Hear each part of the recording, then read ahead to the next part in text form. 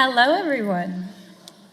All right. Hello and welcome. My name is Brenda Treviso. I'm the membership manager here at the Dallas Museum of Art. We are so excited to have you here to celebrate the DMA premiere of the Marisol, a retrospective presented by Bank of America, organized by the Buffalo AKG Art Museum, to which the artist bequeathed her estate in 2016, and curated by Cathleen Chaffee, the Balbach Chief Curator of the Buffalo AKG Art Museum, who we are so fortunate to have here with us today.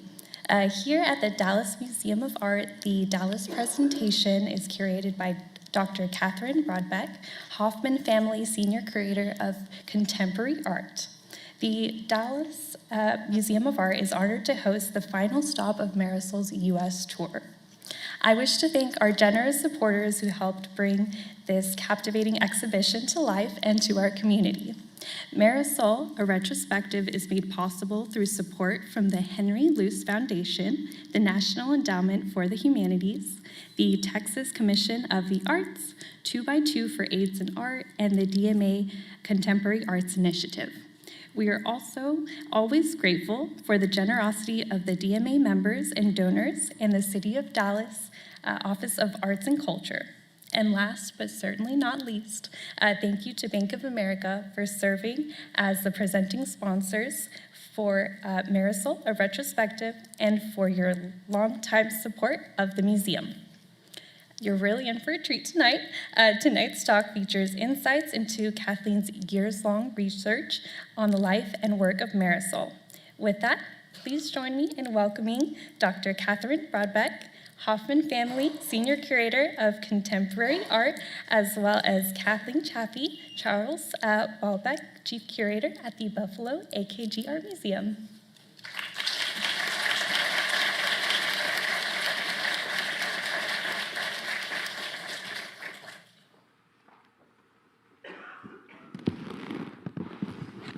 Thank you so much, Brenda. Thank you so much to everyone for coming out in like the 30-degree weather to be with us tonight to celebrate the opening of Marisol. This is really kind of a bucket list project for me, so I am personally so thrilled to be here. Marisol is one of my absolute favorite artists. I was joking around that I always have to check my emails when I open a project like this to see when did I actually start, ruminating and starting on this project. And we began conversations on this in 2018. So this exhibition has been 6 years in the making just for conversations at the DMA, for much, much longer with Kathleen's, really kind of intense research and work on Marisol. So we could not be more thrilled to finally be opening it. As Brenda mentioned, this is the final U.S. stop on a tour of an exhibition that has been receiving, must-see reviews from the New York Times and the Washington Post. So this is really an amazing treat to have it here. And no one speaks about Marisol's work more brilliantly than Kathleen, so I'm going to really let her share with us kind of an overview of the artist's work before we'll have a little bit of a conversation and then open it up to y'all's questions. But just, I guess, kind of as a jumping off point for Kathleen's talk, why it was so important, I think, for us to have this exhibition here is that Marisol was an unbelievably important artist in her day, and in the 60s was one of the most famous artists working, really an artist that was known by the general public on a first name basis. But she's an artist who hasn't necessarily, received as much subsequent attention. So I think it's such an important moment to kind of reflect on why that is, which I think we'll talk about, and really have the opportunity to kind of reintroduce her to audiences, especially because the subject matter that she delves into, which is, the work that she makes is so engaging and so, really calls to mind so much curiosity and awe and wonder, but she's also really dealing with some of the most important issues that we're still very much embedded with today. So there's a lot of fresh conversations that her work can really open up. So we look forward to getting into all of that with you tonight. And I will hand it over to Kathleen. Thank you, Katherine. Before kind of diving in, I just wanted to, actually, I asked you to go get a book from the store. This is our one prop for tonight. So I wanted to hold this up. And I'll talk quite a bit more about Marisol, but briefly, I also just wanted to extend a couple of thanks. I want to thank Katherine so much for your leadership and stewardship of this project, and the whole DMA team. This is an amazing group of museum professionals who have really put their heart and soul into bringing this exhibition to life here in Dallas. And when we first started discussing it, Katherine and leadership of the museum said that they felt this was a show and a narrative that would really resonate with this city, and that this was an artist who would find her audience here. And I think that that's really true. I love seeing all of you here tonight. Thank you. We brought the book as a prop. I wanted to say that there are authors for the show, for the catalog, who have also contributed so much research. Thanks for the credit, Katherine, but also so many others. Katherine wrote a brilliant essay for the book. Jason Hose, who is here in the audience tonight, has worked on researching Marisol for many, many, many years and contributed really important research to the catalog that I hope you'll all be able to engage with. It really is the most ambitious publication ever put together on her work, and it, I think, recasts not just her, but also pop art as we know it in a different frame and in a different light. I hope you'll agree. So a couple of words about, let me see what slides. We brought so many slides, so there's no shortage of pictures. A couple of words about Marisol before we kind of get going.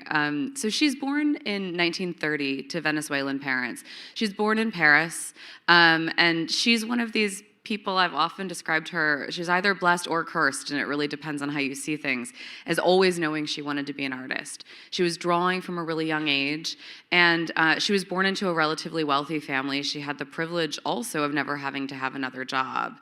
So she's like I said, she's born in Paris. Her parents thought it would be fun to live in Paris for a while. They were seeking culture. And they moved back to Caracas when she was 5 years old. So between the ages of 5 and 11, she lived in Caracas. And her mother was a patron of the arts. She visited artist studios even as a young child and maintained those memories of seeing artists in Venezuela.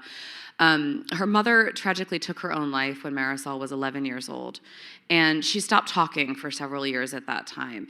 It's difficult to know whether she was a quiet person, before this experience, but for the rest of her life, she was really known as someone who, I think, quite clearly, even looking at the art, you can tell, suffered no fools. She was also extremely comfortable with silence. She very famously gave a whole interview in the 60s and never answered a single question. At the same time, we have some great interviews that she did give when she was with somebody who she felt like talking to. So she picked and chose her conversants. So she's kind of sent off to boarding school after her mother's death, after her silence sort of descends. She got kicked out of at least one boarding school because her silences disturbed the nuns at the Catholic school. And I think her willfulness, quite possibly also. She ends up moving to New York right after high school, and takes the bus. At that point, she was in school in Los Angeles, takes the bus from Los Angeles to New York, and arrives at a moment that is dominated by abstract expressionism. It's dominated by these great painters that I think we all know and love. And within a few years, she would be seen as sort of the breath of fresh air in a scene that had been really molded and shaped by this wartime generation of artists who were putting their life, their soul, their heart on the canvas. And then we have a new rising generation of artists who were interested perhaps in making work that was more openly political, that also had humor, that also tackled things like women's experiences and women's roles in society. She also made works about family, and this is her family on the slide. That's her mother, Marisol, her brother, Gustavo, and her father, also Gustavo. And that's her as a young age, right around the time that her mother died. And then this is her. I always love to imagine this is kind of her at Teterboro, getting off the airplane, arriving in New York City in 1950, but we know she took the bus, so anyway. So she arrives in New York at this moment, though, and starts taking classes. She had a vision that she would take classes for a little while and then go to college. In the end, she never went to college, and she said that the museums and the libraries of New York City really were her university. And I'll talk a little bit more about this, but that's part of the reason that we're here today, is the reciprocal faith that artists and museums can have in one another, and the way that these relationships can nurture and sustain them. This picture was taken at the time of her first first solo exhibition in New York, which was at Leo Castelli Gallery in 1957. And it was photographs like this one, her posing with her tools. She wrote a letter to a friend after. She said, "I can't believe they used this picture after making me change clothes and pose with all these things for so long. And like, this is how they showed me." But in the end, she kind of didn't recognize this version of herself that she saw in the media. And she started immediately getting attention from that show. And very quickly quit the art world for the first time in 1957, right at the height of attention to her. But we can kind of come back more to that. This is some of the work she was making in the 50s, bronzes, and she's working with clay, experimenting. And you can see this is a very kind of bohemian moment. She's also making work about family, and family would really remain one of her core key subjects, and whether that's born of familial trauma or born really of her ability, I think, to see commonality in humanity and make works that feel relevant to everyone in perhaps a different way based on what they're bringing to the table. This is a portrait of a Hungarian family, 1955. At that moment, this wouldn't just have been an immigrant family. This almost certainly would have been a refugee family, one of several waves of Hungarian refugees that was coming into New York at the time, either refugees from the Nazis or the Soviets. So this sort of Ellis Island type photograph, this very flat, comical almost portrait, comes out of her engagement with American folk art. She was taking classes with some professors who, including William King, who were kind of part of a revival of looking at folk art traditions. Very soon, even as early as the late 50s, people would ascribe to her this ability to engage with folk art naturally. I mean, what does that mean, to be naturally engaged with folk art? It was because she was a Latin American artist. It's because she was Venezuelan. So there was this assumption that somehow she naturally was a folk artist. So, I mean, this is a form of racism in 1950s America and New York that she recognized very clearly. And I've told you this story. This is in the catalog. She later in the 70s wrote a journalist who talked about how she was appropriating folk art forms in this neo-sophisticated way, and she said, "You call me folk artist. You call my work folk art because you're prejudiced against my Latin American background. Folk you." And her use of folk art was a choice, as was her engagement with things like references to Rodin, her interest in Asian art, her interest in pre-Columbian sculpture, which she saw for the first time in New York, and then later in Mexico. By 1962, she has her first solo show after her departure. So she quits the art world in 57, goes and lives in Rome for 2 years, and then comes back to New York in the early 1960s.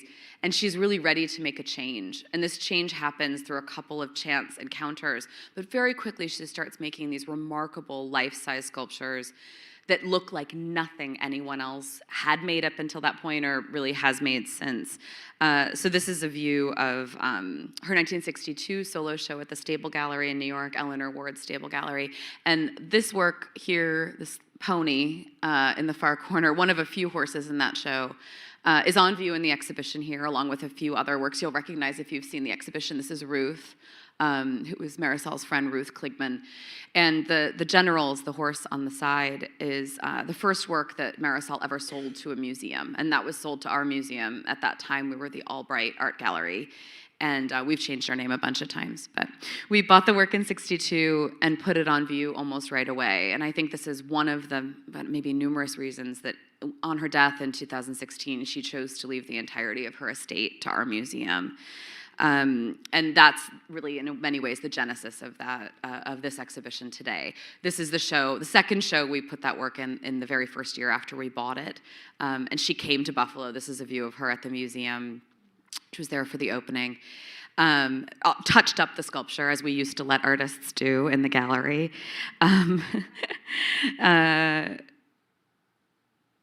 Yeah, sorry, this is the announcement of that bequest in 2016. This is what her studio looked like upon her death. And she had a large apartment in Tribeca that was a space that she lived in, worked in. It was completely filled with her art. And you really saw someone who dedicated every ounce of her kind of living life, every ounce of her personality and time to working. She never had studio assistants. She worked alone, making these complex sculptures. And I think I just would pause here, and then I want us to chat, so that's me monologuing for a minute. But this I love this photograph, this portrait by Mapplethorpe of her. So you see her in this kind of silken fur lace hat, but she's also in torn jeans and a hoodie. And this is, in many ways, the dichotomy of how she's seen in the media, how she felt. She said, people always loved to take pictures of her at parties in the 60s, but really, 9 days out of 10, she's alone in the studio working and really dedicating herself to that. But what I wanted to pause here and just say, I alluded to it earlier, exhibitions like this don't happen because a commercial gallery decides it would be wonderful to revive Marisol. Like she never married, she never had children, she died without a gallery, without representation. And her choice to put this unbelievable faith, I mean, not just kind of in our museum in Buffalo, but in museums more broadly, is, I think, rewarded in, yes, the years I've dedicated to the scholarship, the years Katherine has dedicated to it, other people in this room, and so many people outside of this space who have seen the opportunity that having this work all together can allow us to learn about her and rewrite history a little bit. This is an artist, and we'll talk more about why, who's really been written out of art history in so many ways. And I think part of that is because, and this is work museums do, I think, better than almost anybody, she is an incredibly complex artist. She is an artist, I think, that can be considered an oddball. She doesn't fit the boxes. She never did fit the boxes that she was put into. And the kind of tenacity and the resistance to categorization that her work manifests is, in a way now, I think, what we might see as its strength. But it's part of what made it difficult to market. It's part of what made it difficult to fit it into the sort of right boxes at the time. And this is a view, if I go back, I have to go back one, sorry. This is a view of the party installed at our museum in Buffalo. This is on view here in this exhibition now. Looking at Marisol gives us a portal and really a way to think about how museums and how artists, complex as she is, can be an opportunity to bring people together, not necessarily around a consensus that she's a brilliant artist, although maybe we'll agree on that, but around an understanding that works of art that have multiple meanings, works of art that resist simple definitions, works of art that are puzzles, that can be rebuses, that obstinately fail to resolve into a singular narrative, works that are kind of, in a word, ambiguous, and that make us work hard to understand them, that these are the works that can change us. These are the works that can help us see the wider world with its predisposition to simplifying things and reducing them with a little bit greater clarity. They can teach us to look more closely and more critically at the things around us. And perhaps, I would argue, an exhibition like this one, and Marisol's work very much in particular, can help us become more comfortable, even can help us delight in the company of experiences, in objects, in people, in conversations that don't fit binary categories, that don't resolve lightly or clearly. So in sum, these are works that make us feel the true pleasure of engagement, and engagement with the work of art that can help us be different after spending time with it. So Katherine had asked me in preparing this to speak a little bit about how the exhibition came into being, and I'm not going to go on at length about it, so I can, anyhow, but I have a few images I just wanted to share. So in the end, the scope of her bequest was about 600 works on paper, about 100 sculptures, her archives, her library, her tools, about 6,000 photographs. And here you see a stack, for example, of source material for a sculpture she never made that was dedicated to Patty Hearst. So we have kind of really fascinating categories of source material. These are some of the objects in our storage, kind of in staging as we were first getting to know them and trying to reckon with what we had. Most of them didn't have titles. We didn't know their dates. Some of them needed conservation, obviously. Everything had to be photographed. And my team, and really the whole museum participated in this, did this during the pandemic. They worked in small teams. Actually, I think this might be a video. Hold on, I'm not sure if I put it, no, maybe not. They worked in small teams, masked, to keep getting this work done. So this took place during the entirety of the time when a lot of our team was working from home. Our conservators and installers made this happen. So every single piece you see had to be put together. Yeah, the video is working, right? Put together, installed, and shot. And then at that point, we could assess conservation. We could look for inscriptions. We could figure out if the work could be titled. And then eventually could determine whether I felt like it was strong enough to put in the exhibition. And for those of you who don't know everything that goes into putting together a sculpture, this is a fun one. We built a false floor so that the floors would look the same in all the photographs, and we'd have a nice unified palette for the catalog.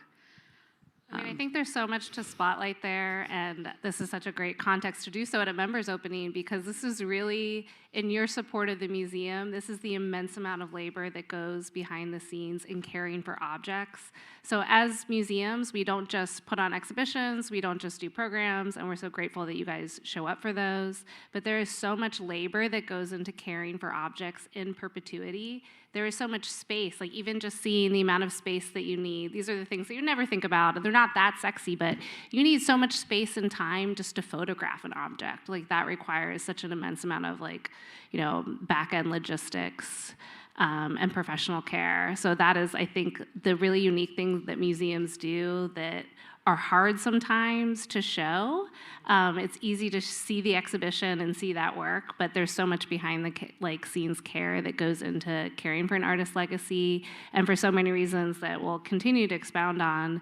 I think it's so important for an artist like Marisol to have her work really in a single place because of the complexities and ambiguity of her long career, and what an amazing gift to be able to contextualize that in one place, because there are these objects that otherwise seem like complete anomalies, but when you put them together, it's this amazing puzzle, like you spoke so beautifully of. So that very rarely happens, that you get to keep an entire, artist's, kind of well, not entire, but such a large part of their oeuvre together, because it is such a heavy lift, but it's such an amazing, kind of gift. I mean, yeah, the exhibition that you see on this floor is 5 tractor trailers worth of crates. So, and that's not normal. That's a lot. And this also speaks to just how kind of both tough and fragile these objects are. So she was not trained as a carpenter. She's very self-taught. I had the privilege of having actually a large animal veterinarian come and x-ray the horse, because we had a moment it was too fragile to move, and we kind of scratched our heads, how can we get this work x-rayed without moving it? And then we remembered, of course, there are people who have mobile x-ray units, and they work with equestrian. So we brought him in, and then we looked at the inside of the sculpture and the x-rays, and it's just like someone took a nail gun to it. She just was willy-nilly, absolutely assembling the work. But the result is very intentional. It's very much what she wanted. I love this quote. I don't know if it's large enough to read. This is an image from her 1957 solo show at Castelli, and many of the works in that show are reassembled in the first gallery here in Dallas. And Alex Katz recently spoke to the New York Times, and he was asked, what's a show that changed the way that you thought about art? And he cited this exhibition, which I didn't think there was anybody who remembered this show. And he said, yeah, Marisol's 1957 show at Castelli, and he quoted Edwin Denby, who said, Castelli should just close now. He'll never top it. And then the next show he did was Jasper Johns, and which really was Johns' absolute breakout exhibition. And this is some of the work that she's making during that period in the 50s, the most charismatic cat. This is in the Rose Art Museum's collection. So we do have quite a few loans in this show, too. We were so privileged to work with lenders from all over the country. And probably 5 years of wrangling and begging, because people are concerned about the conservation of these works and the stability of them. But we were lucky to put them together. So some of the works you see here assembled, this is really what she started making after she gets back from Rome. She begins making these large-scale sculptures based on bodies, and they were inspired in many ways by a friend giving her a bag of turned wood hat forms. So these just round heads, you can imagine something that a haberdasher, I think, would put a felt hat on. And just that little catalyst, she decided to add a cast of her mouth to the sculpture. And for the rest of her career, people would ask her, well, why do you always use your own face? Why do you use your own lips, your own hands? And she would give really flip answers. Sometimes she didn't even answer. She would also say, well, I'm always working late at night. I'm always the one in the studio. I'm accessible. I'm skeptical, honestly, of that answer, because the effect of this is so much more powerful than just something simply of convenience. You cast yourself because you're to hand. What she's doing really so profoundly, especially when you look at this gallery of the 60s work across its spectrum, is very much dispersing the notion of the self, dispersing the notion of portraiture, or this idea that we are a single self. We are all multiple selves, and those of us who have come from away or aren't living in the land on which we were born, we're always living in two places at the same time. And that experience is something that she really potently represented in these sculptures. I mean, this is self-portrait, but it's 7 heads. 7 heads, 6 legs, 1 pair of breasts, and 5 butts, which is my favorite part of the sculpture. But even this, it could be a little compendium of modes of sculpting. She's representing, yes, I can draw a rear end, I can carve one roughly, I can cast one. And they have an unbelievable amount of humor. But even in this, and I think going back and sort of saying, okay, what are the minimum requirements for you to be able to read this, not as a box with 7 heads on it, but to read it as X number of bodies, as multiples merged into one. She had, and this is really one of the very first 60s works that she made, she had this unbelievable ability to give you just enough detail to make you work at the rest of the sculpture. Because the minute you walk into the room with one of her works, without being conscious of it, you're basically implicated in its making. You're finishing it, you're filling in. You're approaching these forms and sort of adding and subtracting and explaining what is totally illogical in front of you. Very often the whole body is just a box with one piece of jewelry. So you get to start treating body parts and jewelry interchangeably, kind of as adornments. Your brain is performing a really interesting kind of symbolic exercise as soon as you engage with them. This is Ruth Kligman, I mentioned before. She was a kind of a bombshell, another bombshell. Marisol, obviously, a bombshell too. A bombshell in the New York art world. She was an artist, and she famously was the young woman, one of the 2 young women in the car with Jackson Pollock when he died. They were having an affair at the time. Her friend died in the crash as well, and Ruth survived. And then later she had an affair with de Kooning, as did Marisol in the 50s, as did many people in the 50s. And they became, so Marisol and Ruth became friends during that period and stayed, as Marisol also stayed really good friends with de Kooning for his life. But this is this great view of I don't know. For me, it's the party girl who has to talk to everyone at the party at the same time. So she's just kind of trying to address every comer, every audience member. And her, as Katherine noticed during installation, I don't know if you want to talk about the body parts. Yes, you have to pay very close attention to the breasts on these works. Unfortunately, you can't see it from every angle, but they are all very basic pantry items. There's apples, bell peppers. She's just using the most hilarious molds for some of these body parts. Again, I think pointing to what Kathleen was saying of the ways that she's able to kind of elicit associations with figuration in some of the most inventive ways. And the hands are all hers in these great kind of come hither gestures. I have a theory that she originally planned this to be a portrait of Marilyn Monroe and then changed her mind. It's just based on one note in a sketchbook, and I might be wrong, but it definitely ended up being Ruth. In her archives, we have she kept all manner of things. Unfortunately, I wish she'd kept more, of course, but there are a few. Anybody remember answering machines?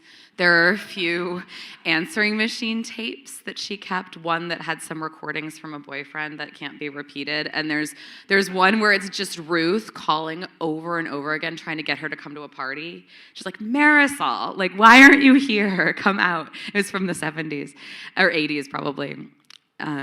Anyway, here's the generals. This is Simon Bolivar in the front and George Washington in the back. And I kind of alluded to the fact that one of the ways we sort of can better understand the 60s in some ways is looking at Marisol and understanding pop art more broadly as a movement of artists that were often quite engaged with politics. And this is, to my mind, one of the great Cold War sculptures. So at this moment when America is working actively to undermine governments that we don't agree with, or that we didn't want to work with, or that weren't working friendly enough with us. We also were bringing some of our friends in Latin America as close as we possibly could. So if you think about the tradition of the equestrian monument, it's always one man, one horse in a town square, right? And this now we have two, and they're quite cozy. And it's the kind of great revolutionary heroes of Latin America, and very much Venezuela, her native home and her adopted home with George Washington in the back. And they're engaged there's a historian, Delia Solomons, who wrote a beautiful essay for this book too. And she's called this sculpture an awkward inter-American horseback ride. Which I just love. So when you think about equestrian monuments too, she's taken that heroic horse kind of rising up on his back feet perhaps, and replaced it with a child's toy. This is the kind of horse that you pull along on a string, right? When you're a little toddler. It's on wheels. She made it out of a barrel. So in a way, kind of representing how humans become playthings of politicians at these moments. And animals too. This is the one that we had to have a veterinarian come out and x-ray. So you have the Pope too. I can't remember the order of the slides, but I love too in the exhibition. They were in the original exhibition together too, is that there's this very kind of satirical portrait of state power, but also of the church. So there is a portrait of Pope John, here in the...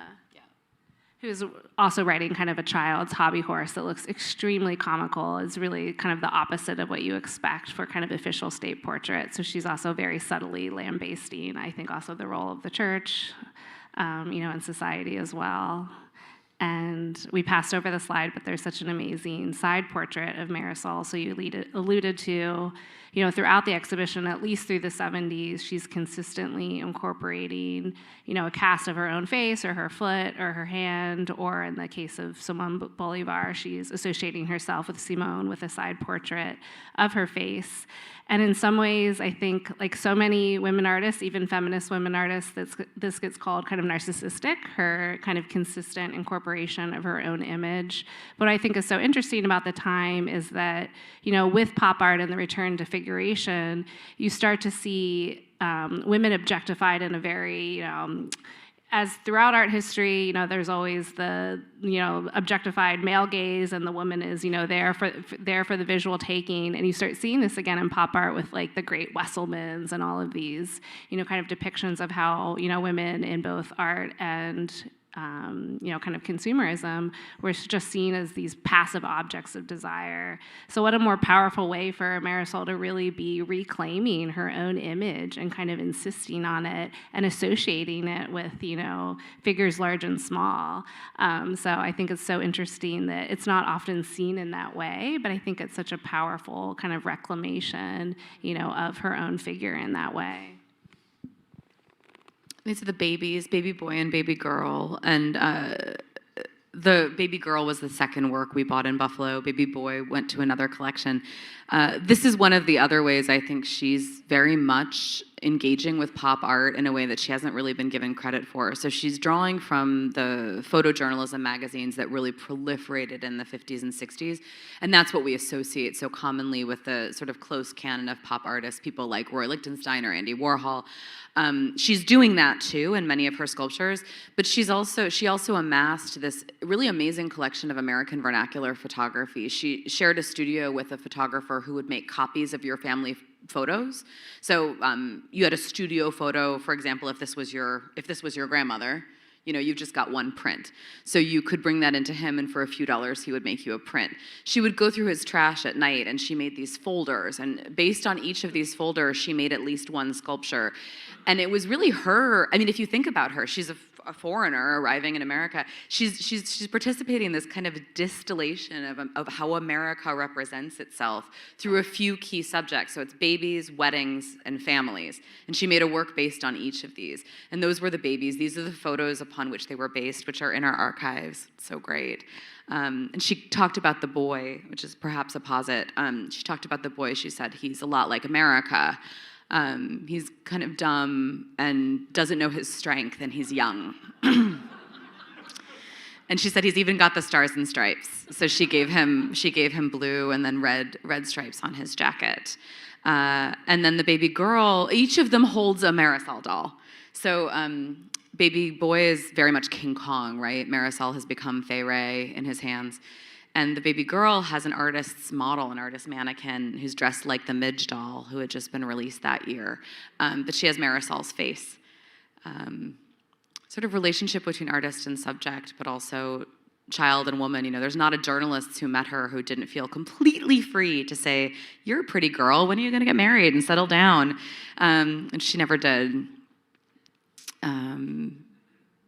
Yeah, and there are the babies you can see the kind of way that she's playing with the monstrous in these works, and she's thinking very much about science fiction also, which is a subject Delia Solomons explores in her essay in the book, the kind of gigantism and science fiction culture that Marisol's also thinking about with pop art. This, unfortunately, is not on the show. This work doesn't travel, and this was in Tom Wesselman's collection. And he gave it to the Museum of Modern Art, speaking of Wesselman.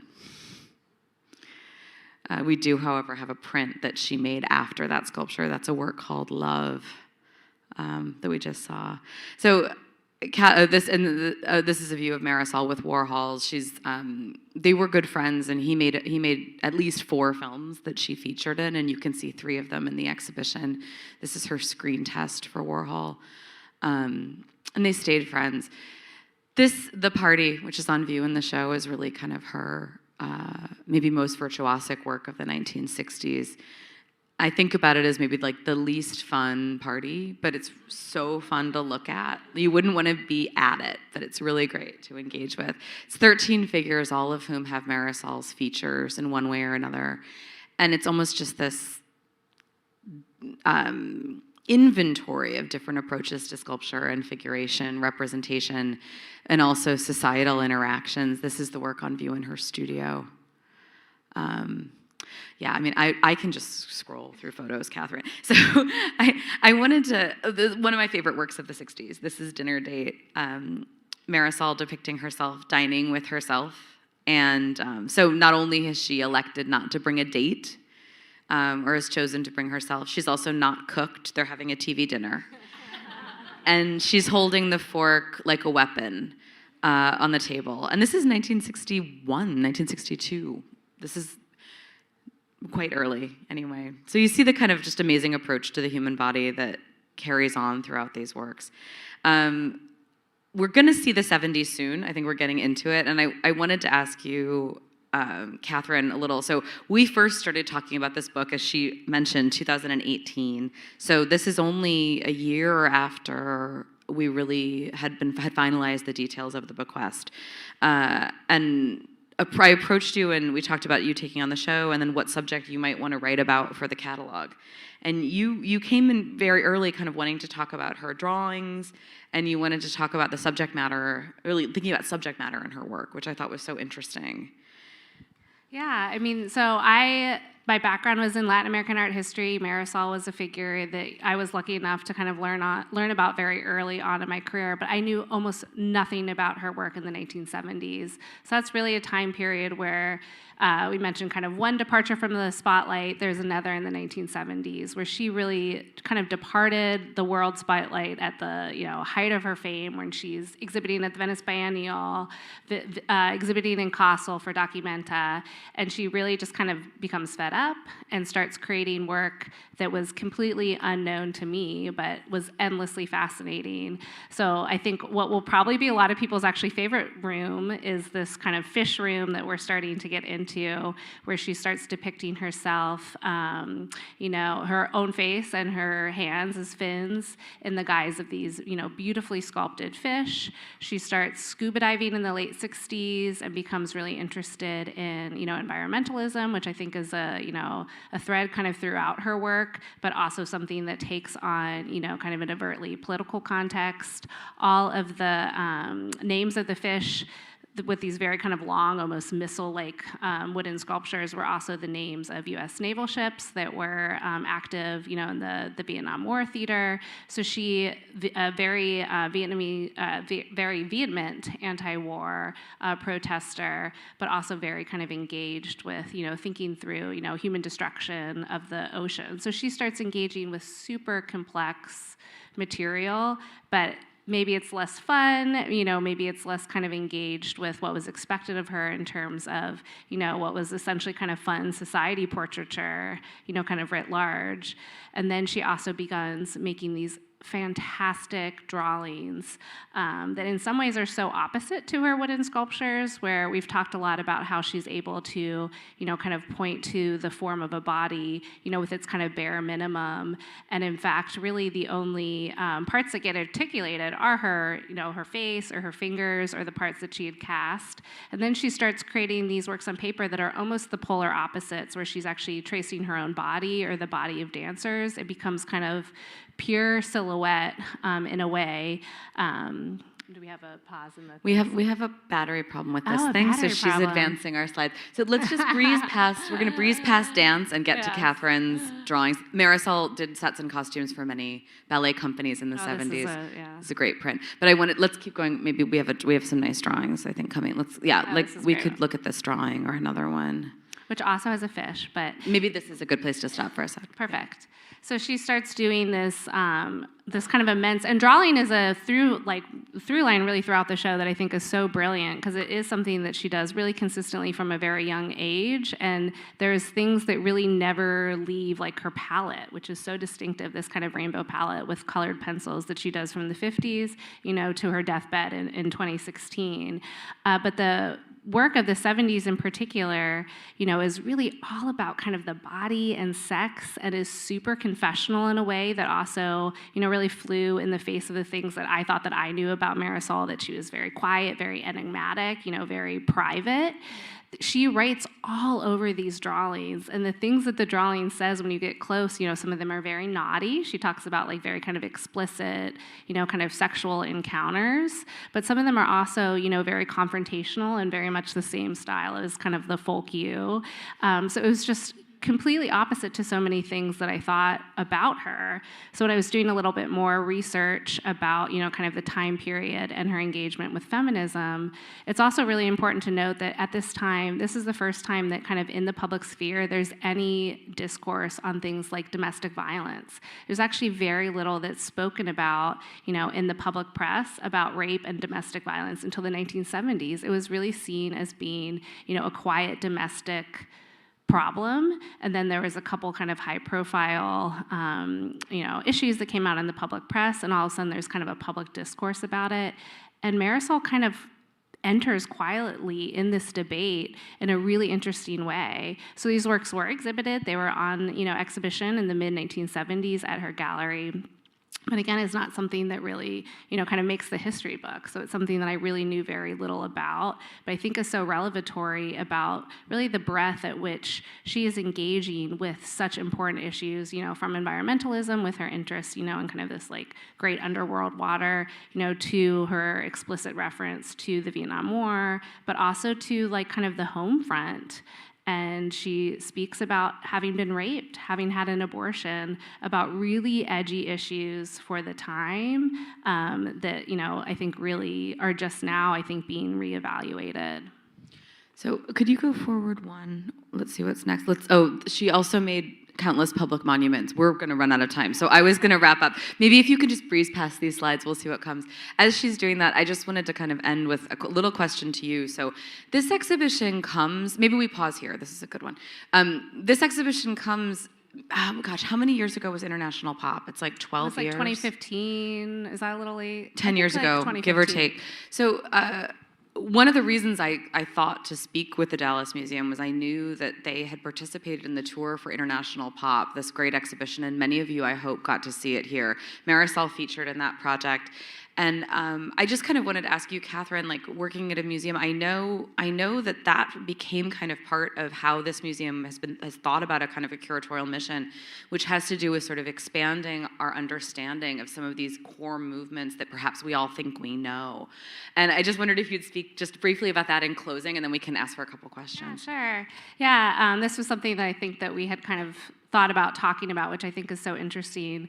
But first of all, I think even the premise of pop art, even in the US, so pop art was completely an international movement. So my background's in Latin American art. Pop art, which was called neo-figuration in Latin America, was an extremely important movement. It tended to be in some ways more overtly political, which I think you see in Marisol's work as well. Just in terms of the social context of the Cold War, there was a lot of dictatorships that were operative at that time in Latin America. So a lot of artists were, speaking with a more overtly critical stance.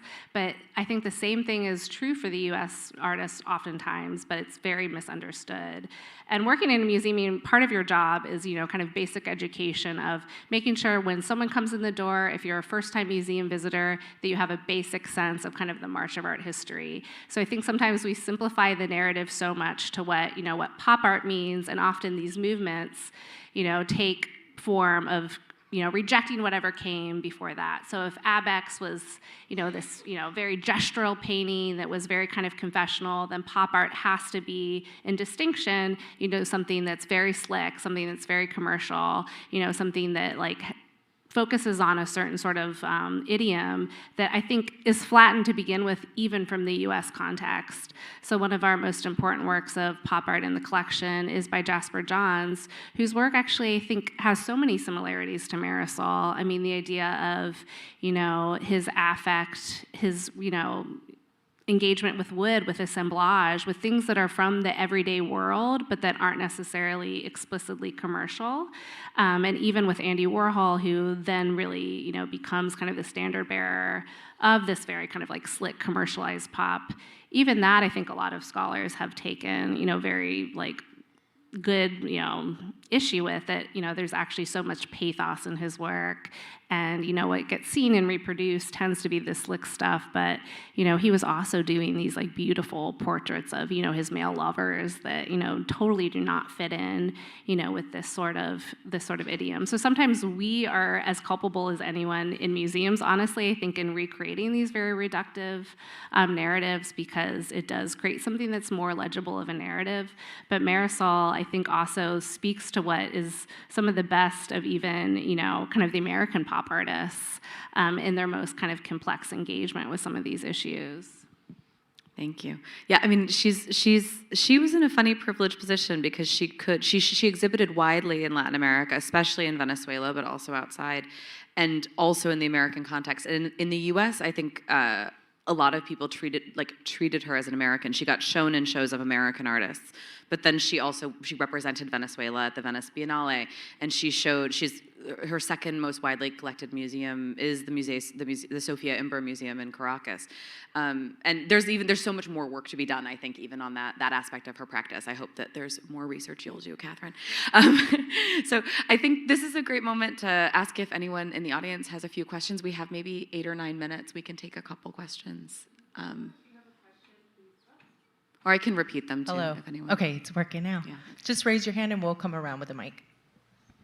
Hi, when you were talking about how you put together the sculptures, how did you know what pieces went together? It's a good question. Okay. These days, an artist might have a gallery, they make installation manuals, they leave it gets passed on. When you acquire the work, you get instructions. Marisol very smartly hid instructions for the assemblage of a number of her works kind of on them. So underneath a head, there might be arrows that sort of just show you the direction she wants the head to go. There's a lot of little small details. In many cases, we sort of had to figure it out. We didn't have the instructions, so that's part of the process of assembling them for photography. We also had to figure out how they went together.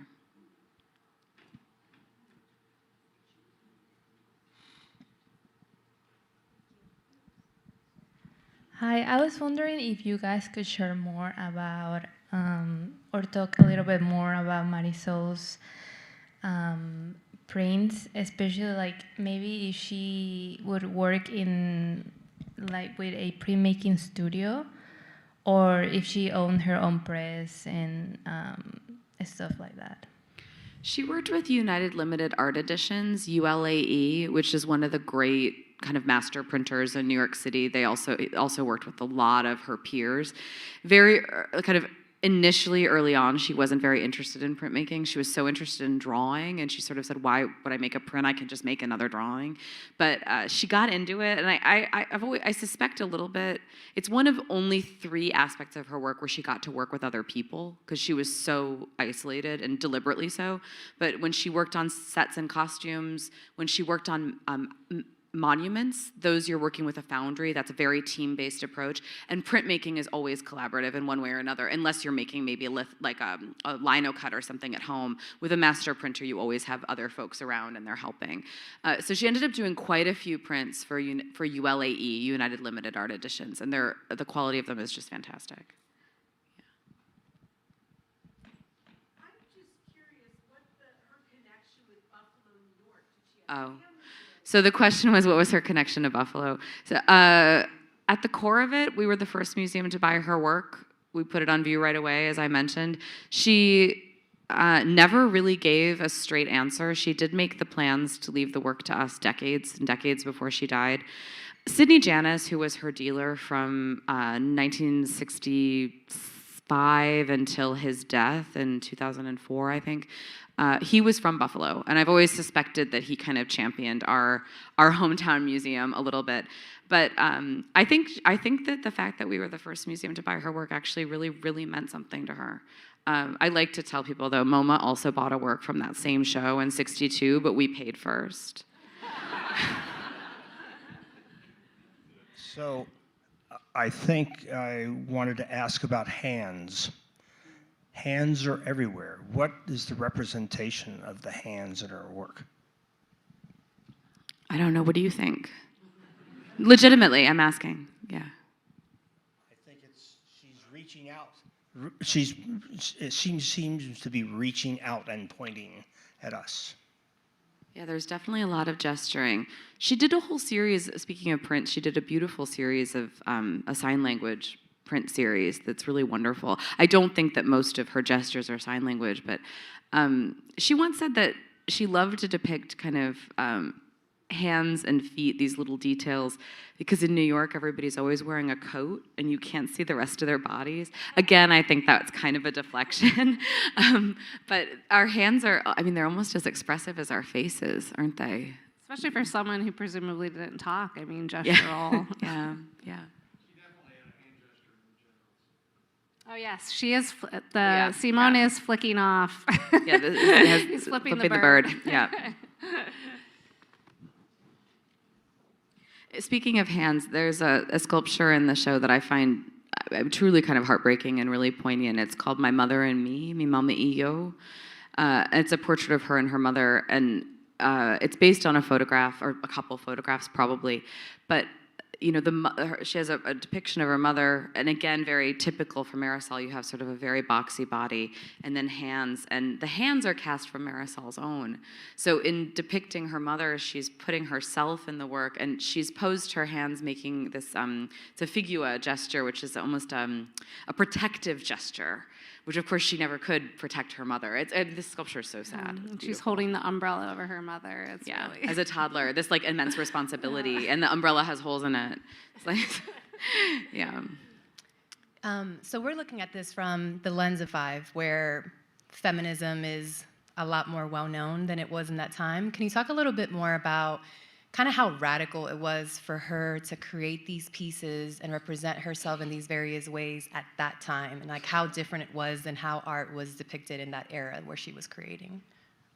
And I think for a lot of movements too, she was really, there weren't a lot of famous women pop artists. There aren't a lot of women famous artists in any period, but actually in ABEX there were more. And now I think we're, bringing to light other figures like Krissa or Rosalind Dresker. We were trying to do a roll call of artists of the time period, but she was really one of the few women artists that was, really getting any attention in this movement at all in the 60s. Would you agree with that? She had a lot of capital. I mean, that's what's interesting, because she was such a big celebrity in the 60s, when she starts making these, they're rather dark, they didn't sell, they were tough works in the 70s. She is certainly not at the vanguard of feminism. There are artists in California who have been making much tougher work earlier. There are artists in New York as well. But strangely enough, she's certainly the only one who was a household name. And that is something. That's a choice that she made. And she continued making that kind of work in paper, even as her sculpture would shift and change.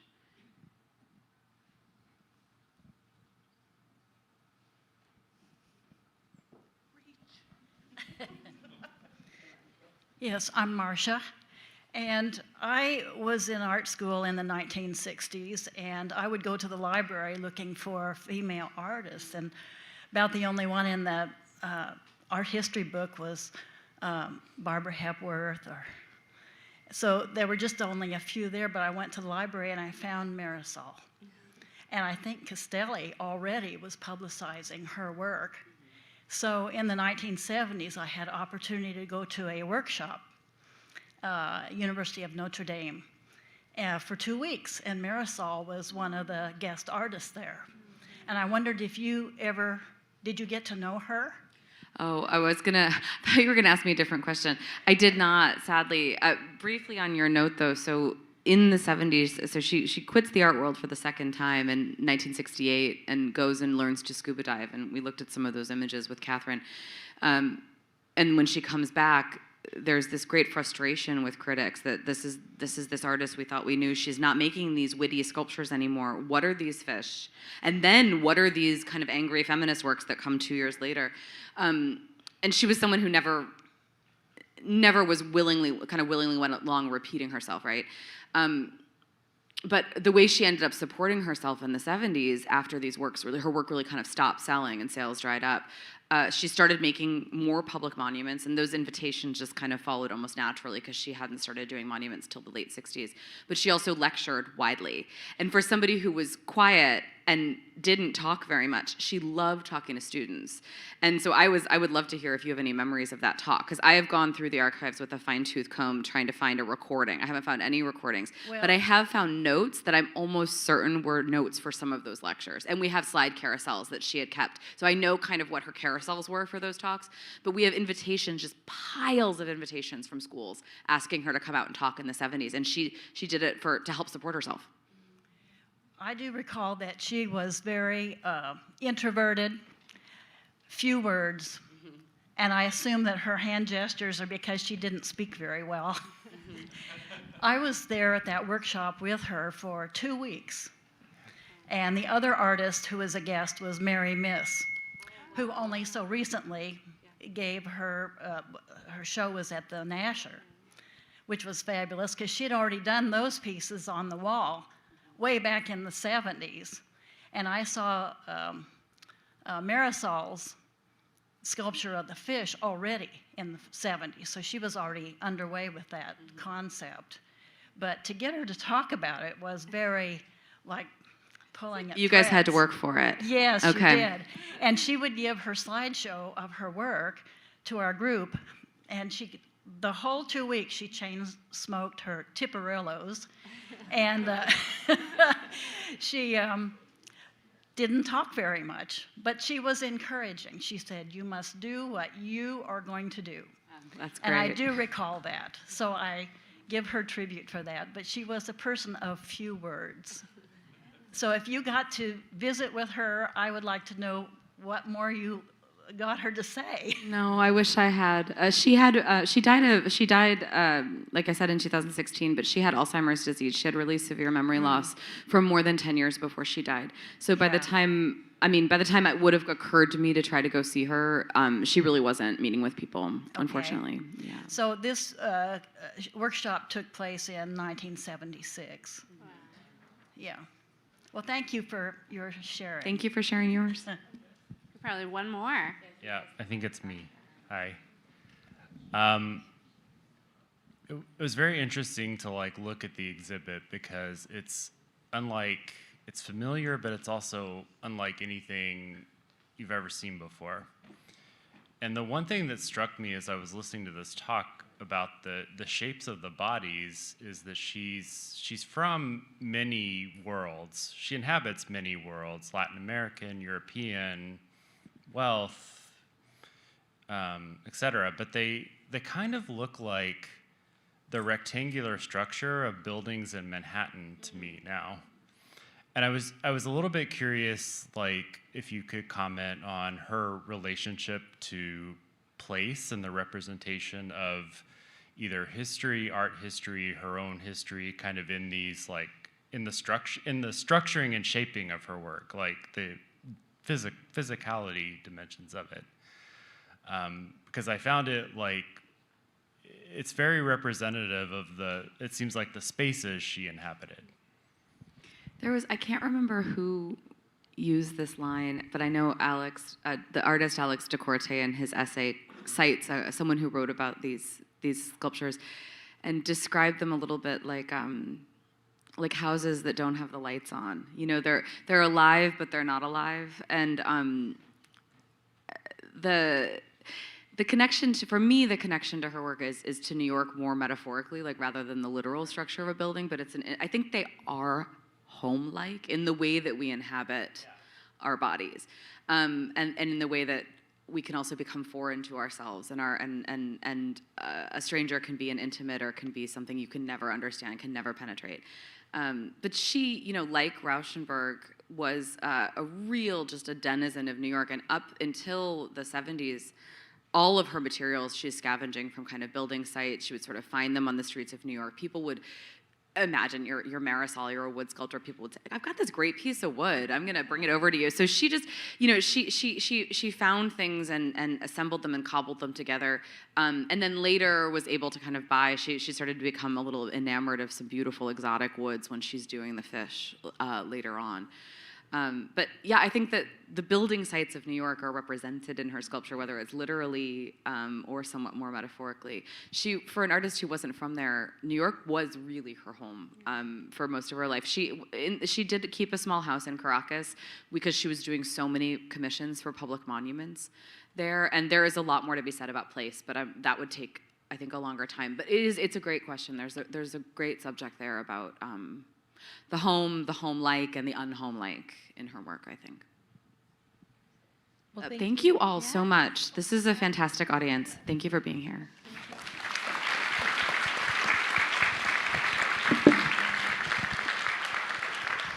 Again, thank you so much to Kathleen and Katherine, which has a nice ring to it together.